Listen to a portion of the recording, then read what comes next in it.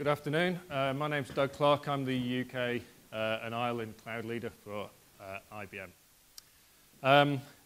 As the film suggested, we're kind of having a bit of a party mood. We're having a bit of a celebration. On the 16th of June, we celebrated our 100-year anniversary, our centenary, which is nice to look back on just for a moment before we start talking blue sky. But some of the milestones that I think have resonance with everybody in the room.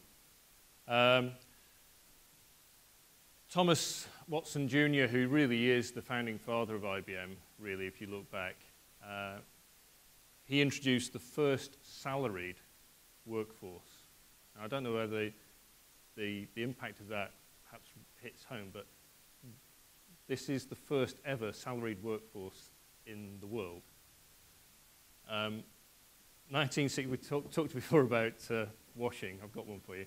So, 1969, a guy called Forrest Parry, not Forrest Gump, Forrest Parry, was working with the CIA, and he's working with magnetic tape. And he was trying to attach magnetic tape to a plastic card so they could use it as an ID card for getting in and out of the building. Couldn't get this tape to stick at all. And he was at home mulling over this problem, and his wife's ironing. So here's the segue between cloud's all about collaboration. And anyway, so with the help of the ironing board and Mrs. Parry's fair hands, the magnetic stripe appeared on cards for the first time. And we all know the significance that magstrip has had in terms of the world of commerce. In 1973, almost by accident, one of the IBMers invented the UPC barcode, which, as you all know from retail experience and all of that other good stuff, has just been so pervasive, so viral across everything we do and touch in the world, and spun off to have utility in RFID tags and beyond. And then finally, another nice little exhibit, 1976, working with the World Health Organization on smallpox. We used our supercomputers at the time to help with pandemic plotting and trends and demographics to be able to put those limited skilled resources that all of our organizations struggle with at the end of the day into the right places around the globe at the right time. That has subsequently evolved to become the universal tool for things like swine flu and some of the pandemics and issues that we struggle with today. So, interesting bit of history.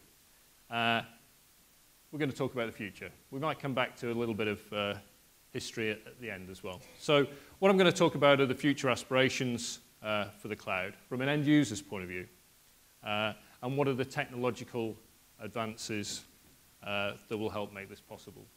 And I'm not just going to touch on technology. I think you've already started to get, there's a feel here, which technology is part of the equation. It's maybe a facilitator or an enabler to the equation, but the end equation actually is with the business guys. So there are 6 levers, and these levers start to come out in things like the CIO survey that was just mentioned. And it's really getting the balance, the symmetry between each of these levers that I think will lead to a sustainable outcome. So things like the changing planet, new emerging business models, partnering, ecosystems, the whole ability to work in completely different relationships we've ever had before. The importance of the environment and making sure that whatever we do doesn't put that out of kilter, if anything has a positive spin on that. The massive influx and input and importance of social networking, social computing, and all of that angle. And finally, we couldn't forget technology.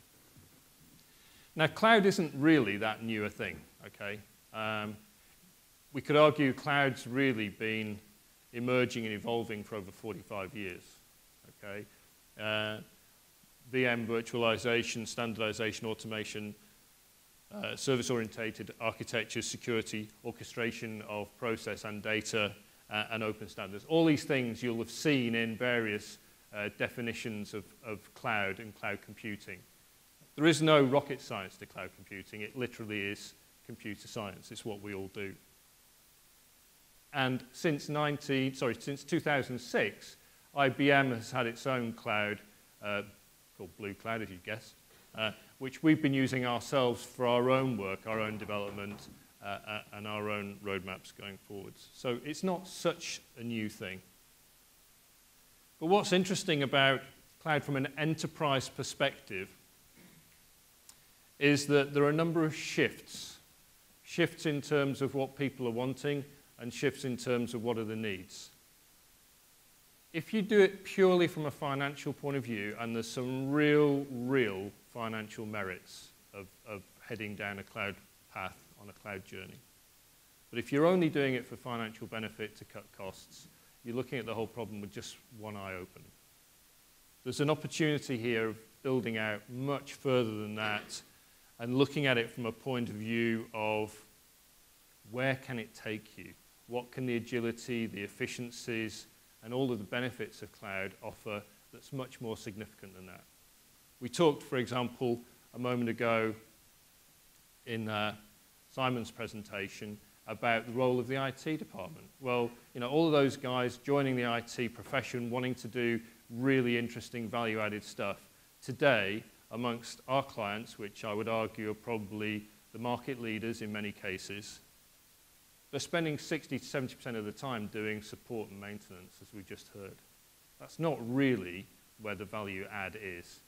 So the benefits of cloud, using standardization, automation, and all of those great benefits, and the fact that it starts to move the center of gravity towards self-service and self-help, enables you to free those resources to do something right at the cutting edge and to work with those business communities, as we kind of heard about a moment ago. So we need to step away from the enterprise a little bit.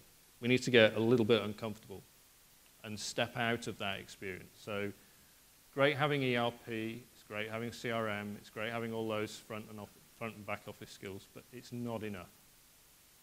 You've got to move out from that, and from an end user point of view, you've got to start thinking about the customer experience beyond that. Okay? And you've got to start thinking about what that can offer you. So think about a very small cloud offering that we've worked on with Red Funnel Ferries, who manage the routes between the mainland and the Isle of Wight. There's a solution called Twittering Ferries. Look it up on the internet.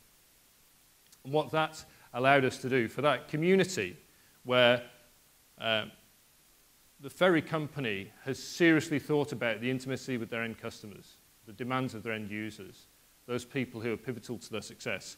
What they've looked at doing is pulling out some of the telemetry from the ferry and with some of the help from ourselves, doing a lot of algorithmic stuff, so you're not just understanding the GPS elements of the ferry, but actually, you know, is it in harbour, is it reversing, where is its position in terms of facing front, facing back, that kind of stuff.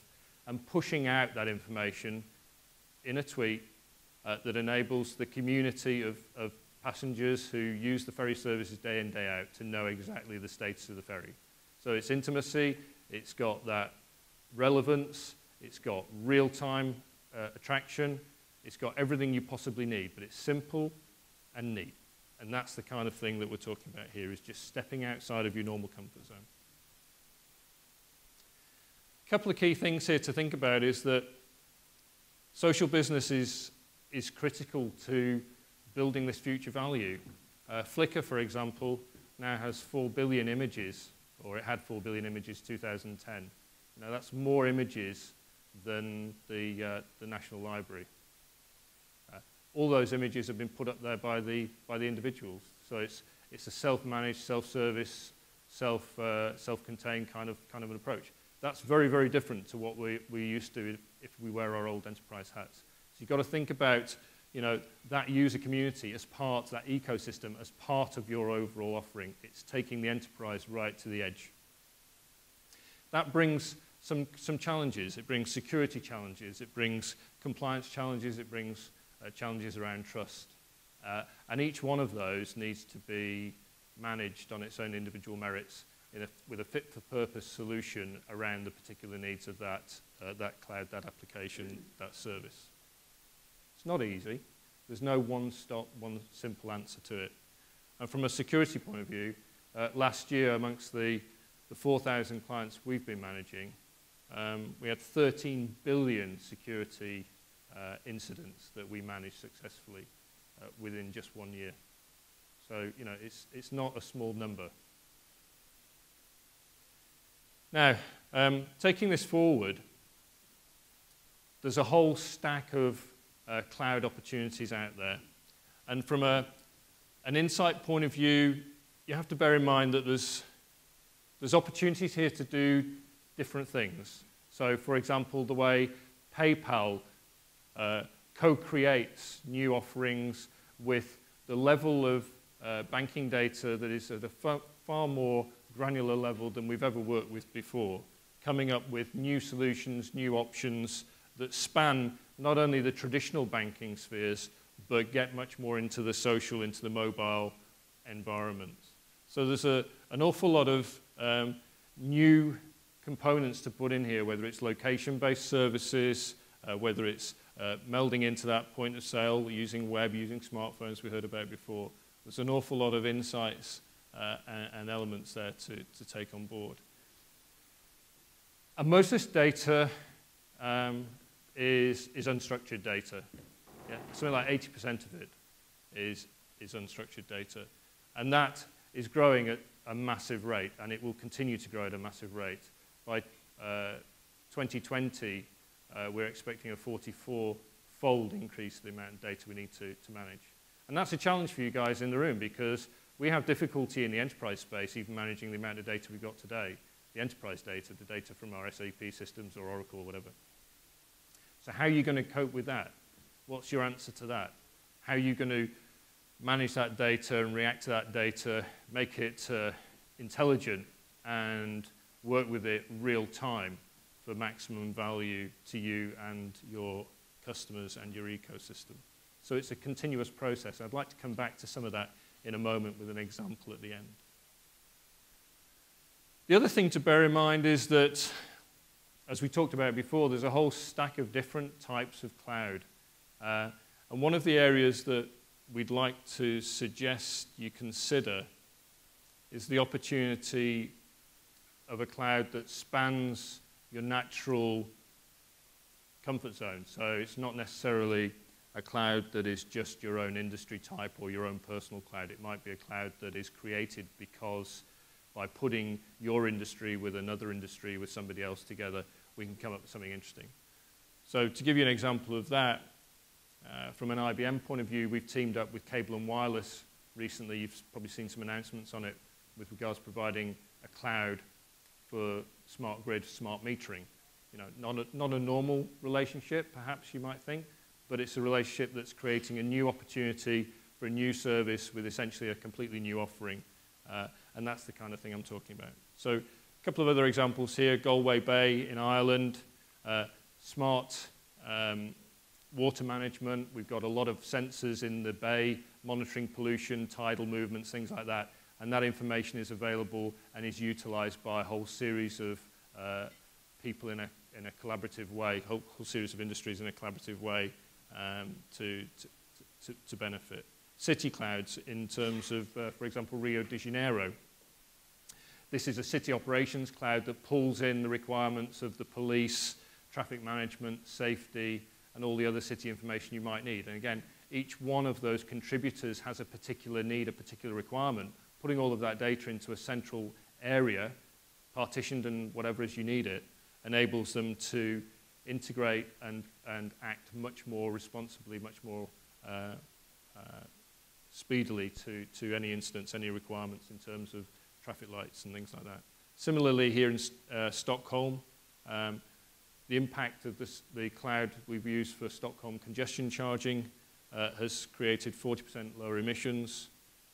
We've pushed 40,000 more people into public transport, accidents down 10%, and overall 22% less traffic. So, you know, some real benefits to be had by moving on to a cloud environment. But cloud is just the enabler. Doesn't mean that all of these business solutions fix themselves. The business guys have got to come up with the potential behind each of these.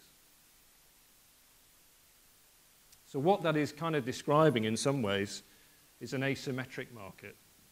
It's a market where, you know, an automobile company can team up with a telco, can team up with a weather provider to provide something that is unique, it's different. It's enabling you to use, for example, the ad hoc network of a location-based service, GPS, with the telemetry perhaps of the vehicle, and pushing that out real time to show you where congestion is, or to show you where incidents are, or even to help the car company understand the maintenance requirements of the vehicle, or at a higher level, the maintenance requirements or failure rate of an entire fleet of new cars. It's a whole stack of stuff here. So I talked about energy utilities. Another one to think about is social care. So for example, in Spain, we've linked up 8 hospitals with 470 primary healthcare providers, family doctors and local doctors, with social welfare, social care people, and charities. And if you think about that patient centricity there, obviously there's a lot of implications there around security and patient confidentiality and everything, but by merging the relevant bits of those data together, the benefits to the patient, the benefits to that whole horizontal supply chain are really, really significant. And it is, as I said at the outset, stretching the boundaries of the enterprise. It's doing things that are a little bit different. It's collaboration you'd never have thought about before, but it's all facilitated by the cloud. The real issue is, not only are your IT people able to help you do it, but are you commercially able to actually bridge that gap yourselves? So we talked a little bit about club clouds a moment ago. Those club clouds can manifest in a number of ways. They could be around a geography, they could be around a particular type of industry. I'm going to talk about one in a moment. Or it could be around a particular need. It could be that you are, in the nature of your business, perhaps as local government, going to become a managed service provider to your community as part of your cloud offering. But there's an opportunity, as was mentioned in the earlier presentation, I think by Justin or perhaps Simon, is that, you know, having a hybrid approach is ultimately going to be where most people end up. It's going to be a mixture of on-premise, maybe some stuff that never goes on cloud, but a mixture of that plus on-premise, plus public, plus perhaps shared private clouds. And between all of that, that'll give you your recipe for success. The important thing from an IBM point of view as well in this equation isn't just to think so much down at the infrastructure as a service and the platform at a service level. I think there's a fairly common feeling that that's where a lot of the cost savings are going to be made, obviously. But that's going to become much more of a commodity type environment. The real value add is coming in the software as a services environments and the services above that in the business process as a service or business intelligence as a service streams that will be born from this whole exercise. And from an IBM point of view, many of you will have seen, you know, a lot of our acquisition pathway has all been moving into this software as a service environment and business process as a service. And again, I'm going to talk about some of the business process ones in a moment. So I think what I've tried to describe so far is that there's a trinity here. There's disruptive platforms. Cloud is creating the opportunity there. There's some disruptive services coming out of here that we've never even thought about before. They're only just getting born. And there's disruptive data. And what are you going to do with that data? And what value can that data, in real time, when it's relevant and timely and accurate, what can you do with that data? What can it help you achieve? And in many cases, it's not just a technological issue. It's a commercial issue. You know, we talk about the speed that cloud allows you to achieve and the agility that cloud allows you to achieve. Commercially, are we able to work at that speed? I'm not sure we are. Are we able to do JVs, to do mergers and acquisitions, to do some of these interesting collaborative opportunities? Are we able to seize that moment and meet the needs, the unmet needs of the market at a pace that we perhaps need to? I don't believe we are there yet. So that's quite an interesting opportunity going forwards. So we're going to move the significance, the gravity of IT more into the front-end C-suite offices, the CEO, the CFO, and be a party and a partner to that experience. We will free up costs by moving to a cloud platform. It's in our interests as IT providers and IT professionals to make sure that that investment that we're creating is used to then feed the machine and grow very rapidly. It was mentioned about the CIO survey. We'd love to give each one of you one of these booklets. It's 3,000 CIOs interviewed across 1,000 each of large enterprise, medium enterprise, small enterprise, across over 70 countries and over 18 industries. So hopefully there's something in there that's resonating with each person in this room. But cloud is number 4 on the agenda now for the CIO. We know from CEO surveys previously that the potential that cloud is offering is right in the front of mind with the CEOs and the CFOs and the agendas that they need to achieve to meet their targets and to satisfy their stakeholders. So each one of these challenges needs to be met. So what I'd like to do is to take that blue sky view and apply it real time to Wimbledon. This is hot off the press. Some of this data has only just come out last, but I wanted to share with you what we're doing with cloud at Wimbledon and maybe bring that alive a little bit. Wimbledon's a client that it's actually the All England Lawn Tennis Club, so it's a club cloud. The Wimbledon.com website, the Wimbledon information system that IBM runs for Wimbledon has been in place now the relationship's been in place for 21 years this year, so there's another bit of heritage there to talk about. They are a business, okay? I'm talking about it from a sporting point of view because it's got some really interesting traits that I think will help rest your minds on cloud. But from a point of view of an enterprise, they've got exactly the same challenges that each of you have got. You know, global energy prices going up, squeeze on budgets, constraints on IT growth, high-density server issues, exploding power, cooling costs, aging data centers. No different to what anybody else has got. But on top of that, they've got the potential for massive spikes in demand. They've got an increase in operational costs. They've got a whole stack of other challenges. And the great thing with Wimbledon, it kind of happens over 2 weeks. So if you're not ready for it, you have to wait another year. So what have we done with Wimbledon? We've introduced them to Smart Cloud Enterprise for doing test and dev developments, and Smart Cloud Enterprise Plus for actually running their private cloud. And it's not just a Wimbledon private cloud. This is, again, using some of the words we've used already in the presentation, this is a shared environment. This is a multi-tenant private cloud. And you'll see here we use it also for the Australian Open, the Masters, the French Open, which many of you might know as Roland Garros, the Tony Awards, the US Open, and the US Open Tennis, Flushing Meadows, which is the next one on the list, right? So it's a club cloud. It's exactly what I described as before. It allows for highly dynamic provisioning and deprovisioning of resources across the year. It's highly optimized. The same enterprise issues that everybody else has got. We use a 3-active architecture. What does that mean? We use 3 data centers with 50% load on each of them. The main data center is the leadership data center. That's based in Raleigh, Durham, North Carolina. So when people talk to you about cloud as having to be on-site, local, you've got latency issues and stuff like that, well, there's nothing more frustrating than latency when you're trying to track scores real-time on a tennis tournament, I can assure you. So, some of these issues, they're real issues that I know we talk about with cloud, but they're issues that are manageable, and that's, for example, one of them. So this is the sort of experience we've had since 2008. The number of users. So the whole premise of Wimbledon and the All England Lawn Tennis Association is to push the number of people who are starting to become fanatical about tennis. Their whole mission is about building interest in tennis. So one of our mandates is to build the number of users. So we've increased the number of users since 2008 by 24%. In the same time, we've reduced the costs. Yeah? The number of page views on the website grown by 27%, but we've also reduced the costs 31%.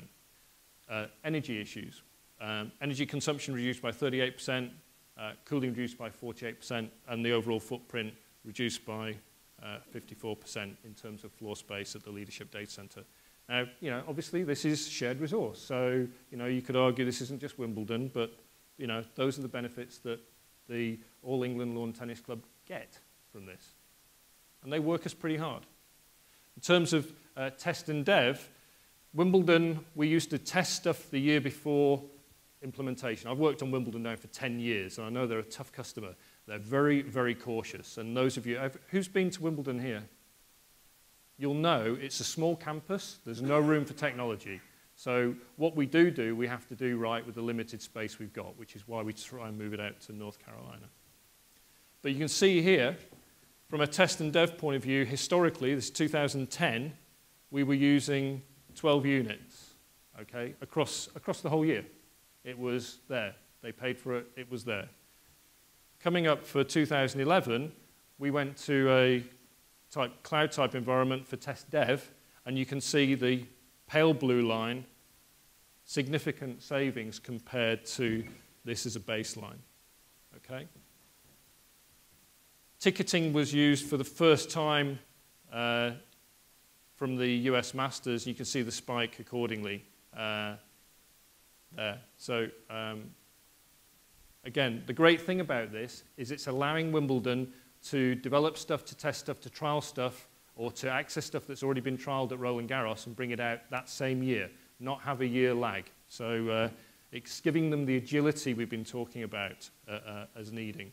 And their users, their customers, their viewers on the website, the fans, the fanatics, are even more demanding year on year. This is a great example of some stuff we launched for the first time this year. Now, we only trialed this at Roland Garros as a proof of concept in May. We went live with this at Wimbledon this year.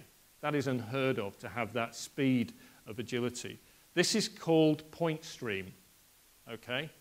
And Point Stream takes on board, I talked about data. Every stroke, we get 15 points of data from it. We've been doing that now for 5 years of all of the Grand Slams across all of the matches for all of the players. That's a lot of data.